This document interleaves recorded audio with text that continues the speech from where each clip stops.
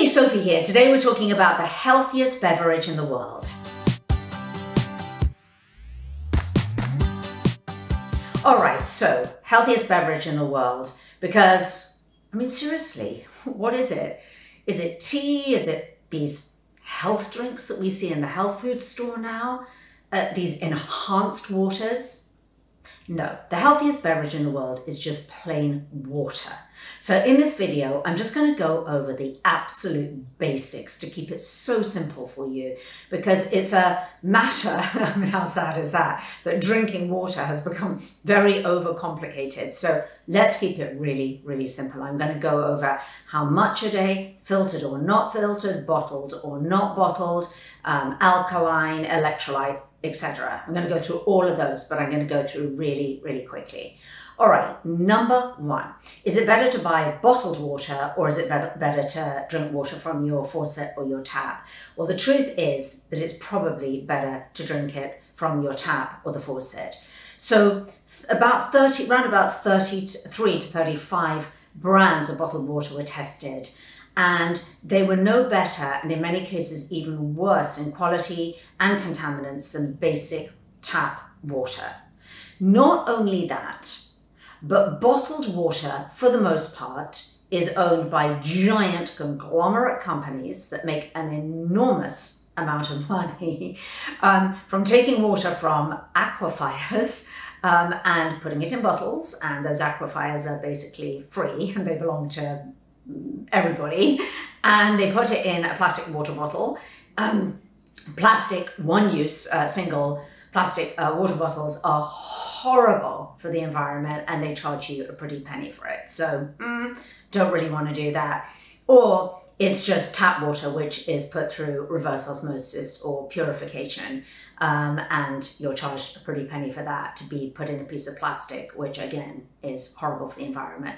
So please, if there's nothing else that you got from this video, do not buy, if you can possibly help it, water in plastic water bottles. I know in some cases, you know, you can't avoid it if you're in a certain situation and that's all they have and they're giving that out to you. But when you have a choice and in your own life, in your own day, please don't buy it, don't stock it in your house. It's just unnecessary, it's not healthier.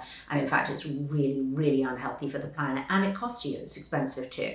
So let's talk about tap water or water from your faucet and whether we need to filter it or not. Well, I think it is a good idea to filter it for sure, because it filters out some of the contaminants. In fact, quite a lot of the contaminants, 80 to 95% of contaminants that can be in that water, and it dramatically improves the taste of water from, you know, municipal water, water that's coming out of your tap.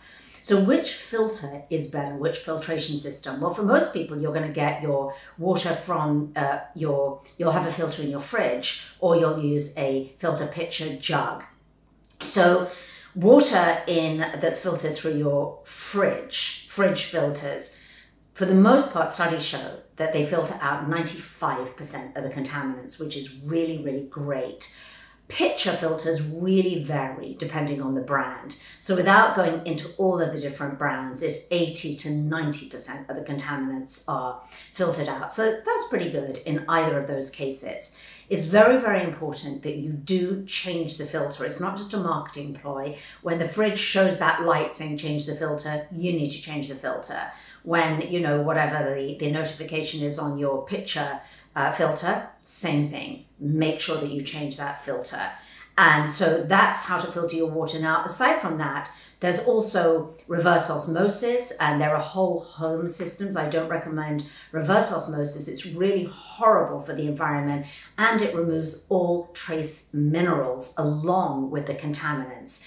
It's better to use a different kind of whole home system. There's one that I have, which is really great. It's called LifeSource, and I'll put a link for that underneath this video. And there are other ones as well, but check out LifeSource. You don't have to go with that one. It's just one that's local to me here in California. It's a family-run company, and I like that because it's filtered out it filters all my water, so even in my showers. So it takes the chlorine out, which is so much better for your skin and your hair. But we're talking about drinking water today, so I won't labor too much on that. But if you do have that option, definitely go for that option and not reverse osmosis.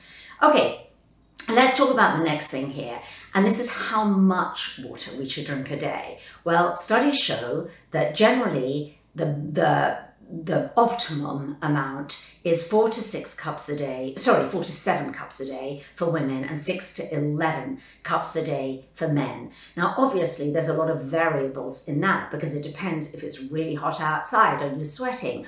Are you working out? Are you working out and it's hot outside?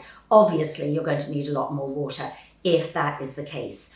Also, one of the biggest variables is what kind of a diet you eat. So if you're eating a whole food plant-based diet, which is the nutritional approach that I recommend for my clients for weight loss, weight management, and optimal health, then you are basically eating your water because you're eating a ton of vegetables and fruits that contain an enormous amount of water. So you're going to get a lot more water than your 4 to 7 cups a day if you're a woman anyway, if you're eating that many fruits and vegetables. If you're eating a standard American diet, then you're not, and you might just want to up that water a little bit more. When to drink the water? Well, I recommend drinking water as soon as you wake up, 2 glasses of water. And then I recommend having water, a large glass of water, about 15 to 20 minutes before every single meal to fire up your digestive enzymes and to kind of front load to also fill you up. Should water be ice cold or room temperature? Studies show that iced water or cold water, not ice, but cold water might just have a tiny, tiny edge for weight loss and weight management. In terms of caloric burn, but it's so minimal, and it's just preference really. I prefer room temperature water because for me it's just easier to chug it down, whereas icy water I'm like, oh, but some people just prefer icy and cold water. And of course, if you want to flavor your water, don't buy all those flavoring things. They're just, not great. So if you want to flavor your water, then put fruits in it. Obviously put strawberries and orange slices and lemon slices and cucumber and all of those lovely fruits that'll make it taste so good, and maybe a little bit of lemon as well. Now, let's talk about the enhanced waters finally. So the enhanced waters would be what you see in the store. I was in a store earlier today and there was an entire aisle.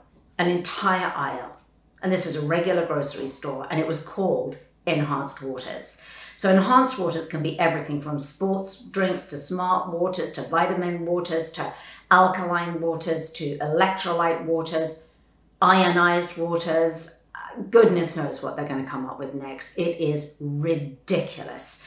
So let's just quickly talk about alkaline water. There has been some evidence that alkaline water can be helpful. It can be a little bit helpful for different health conditions and for weight loss as well. But you don't need to buy alkaline water. All you need to do is take a quart of water, a filtered water, and add 3/4 of a teaspoon of baking soda. And that's all you need. And I do recommend getting low sodium baking soda, if you can, because you don't really want too much sodium in there. So that's a way that you can easily create your own alkaline water. And, compared to some of these very expensive machines and things like that, you could save yourself up to $5,000 a year just by doing that if you want to have alkaline water. And finally, electrolyte water. So electrolyte drinks, I should say, but there's these electrolyte waters like, hey, you need this for sports if you're losing electrolytes, blah, blah, blah. And they're really expensive, and a lot of them have dye in them and extra sugars and chemicals and all this junk in them that you really should not be drinking. And so in another video, I show you how to make your own beautiful, healthy electrolyte water if you are really working out, doing a lot of sports, or you've been ill and you need those extra electrolytes. So look out for that video from me. So that's it. I think I've covered everything. If you have any other questions about water, just pop that in the comments below. Oh, there's one other thing that I wanted to say as well, is sparkling waters. And I just think this question might come up since we're talking about water. Is it good for you, bad for you, blah, blah. It depends. It can have its benefits. It can be really helpful for nausea. Oddly, it can be helpful for indigestion and gas, where you think it would be the opposite, that it would give you gas. So it can be really helpful in many of the clients that I work with is drinking some sparkling water. And of course, when you look for your sparkling waters, just look for ones that some actual real mineral waters, look at the mineral content on the label. If it's a real mineral water, you can actually look and it'll give the actual mineral content, magnesium, calcium, etc., on the label of the bottle. That's if it is a real mineral water. And if it's not, if it's just a sparkling water, it'll just be something that's come from a tap and they've pumped some carbonation into. So if you do want a real mineral water, that's how you can tell. And so that's sort of important. And finally, some waters, and again, this will really be clearly stated on the label or on the website of the brand. In some cases, some sparkling waters are naturally carbonated. They don't have added carbonation. They naturally come out of the spring, you know, with little bubbles. And so that's kind of a fun thing and a nice treat. You know, for me, I serve that, you know, at dinner in lieu of a glass of, I don't, you know, drink alcohol. So it's nice. Sometimes I love in a tall stem glass, you know, to have some really special sparkling mineral water, and I'll put lemon in it and all sorts of lovely fruits and things. So that's it. Hope this was helpful for you. Again, if you've got any questions, let me know in the comments below the video, and look up some of my hundreds of videos on nutrition, weight loss for women 40 and over, and all of that good stuff. And I'll see you next time.